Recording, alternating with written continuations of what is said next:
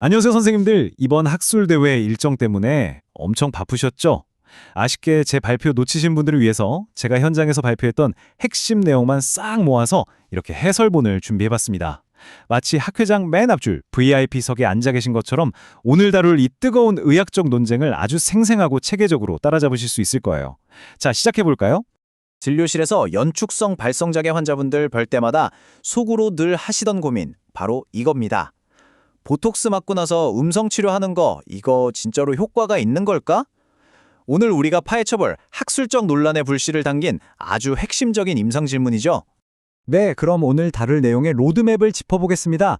연축성 발성장애와 보톡스의 기본 개념부터 시작해서 음성치료 병행 논쟁, 서로 완전히 성충되는 연구 결과들, 그리고 결론적으로 왜 음성치료가 필수적인지 이 순서대로 쭉 넘어가 보겠습니다. 첫 번째 섹션, 연축성 발성장애와 보톡스, 표준 치료부터 바로 들어가 보죠. 다들 잘 아시다시피 연축성 발성장애, 즉 SD는 후두에 생긴 국소적인 근긴장 이상증이잖아요. 여기서 우리가 놓치지 말아야 할 건 이게 그냥 단순한 말초신경이나 성대 근육 자체의 문제가 아니라 중추신경계의 운동 조절에 에러가 났다는 사실입니다. 그래서 참 안타깝게도 아직까지 뿌리를 뽑는 근본적인 완치법이 없는 거고요. 완치법이 없다 보니까 후두 근육에 직접 보톡스를 놔서 신경 전달을 딱 차단하는 게 현재로서는 가장 확실한 표준 치료법으로 굳어졌죠. 반면에 음성 치료만 단독으로 진행했을 때는 솔직히 그 역할이 굉장히 제한적이라는 건 다들 동의하실 겁니다. 자, 그럼 두 번째 섹션입니다. 그렇다면 보톡스에 음성 치료를 더하면 어떨까요? 여기서부터 의학계의 치열한 논쟁이 시작됩니다.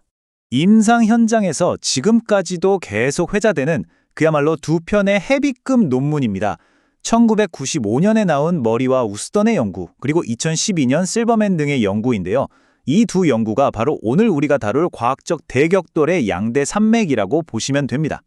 일단 두 연구가 어떻게 세팅됐는지 객관적으로 비교를 좀 해볼게요. 1995년 연구는 단일 기관에서 27명을 대상으로 보톡스 단독군하고 음성치료 병행군을 비교했어요. 그런데 2012년 연구는 판을 훨씬 더 크게 벌렸습니다. 다기간 연구로 31명을 모았는데 여기서 진짜 흥미로운 게 일종의 플라시보 대조군 역할을 하는 가짜 음성치료 그룹을 추가한 거예요. 그러니까 총 3그룹을 놓고 더 엄격하게 비교를 한 거죠. 세 번째 섹션, 이 두 논문이 내놓은 결과입니다. 이게 정말 의학계에 엄청난 혼란을 가져왔습니다. 완전한 임상적 미스터리죠. 자, 27.4라는 이 극적인 숫자에 주목해 주세요.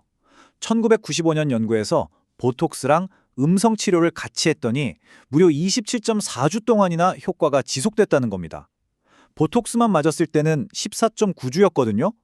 와, 그러니까 효과가 거의 2배 가까이 확 늘어난 엄청난 결과였던 거예요. 그런데 말입니다. 2012년 연구가 이 결과를 완전 정면으로 반박해버립니다. 보톡스 단독은 평균 22.19주, 음성치료 병행군은 17.25주, 심지어 가짜 음성치료는 20.41주 정도 효과가 지속됐어요.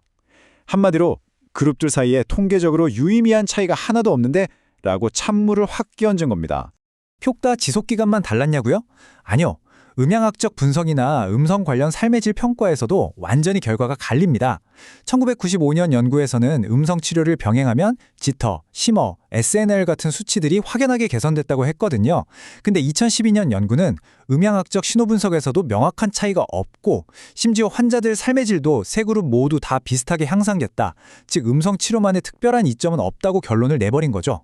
그래서 1995년 연구가 내린 확고한 결론은 이렇습니다. 보톡스 단독 시술보다 음성치료를 병행하는 게 효과 지속 기간도 연장하고 음성의 질을 개선하는데 유의미하게 더 낫다. 사실 이게 아주 오랫동안 우리 모두가 정설로 믿어왔던 내용이잖아요. 하지만 2012년 연구의 반론은 완전히 다릅니다. 가짜 치료보다는 음성 치료가 나은 건 맞는데 보톡스 단독 시술만 하는 거랑 비교하면 뚜렷하고 명확한 임상적 차이가 없다. 자, 선생님들, 이러면 머리 아파지죠? 당장 진료실에서 환자분들한테 도대체 뭐라고 가이드를 해야 할까요? 마지막 네 번째 섹션입니다. 데이터가 이렇게 충돌한다면 우리는 이 상황을 어떻게 해결해야 할까요? 임상적인 현실에서 그 해답을 찾아보겠습니다. 여기서 정말 중요한 포인트는 바로 이겁니다. 이렇게 데이터가 서로 엇갈리는데도 불구하고 왜 임상의들은 여전히 환자분들께 음성 치료를 강력하게 권장하실까요? 이제 우리는 저 헷갈리는 음향학적 데이터 숫자들에서 살짝 빠져나와서 환자분들이 겪고 있는 총체적이고 현실적인 경험 쪽으로 시선을 돌려봐야 합니다. SD 환자분들의 진짜 현실 잘 아실 겁니다.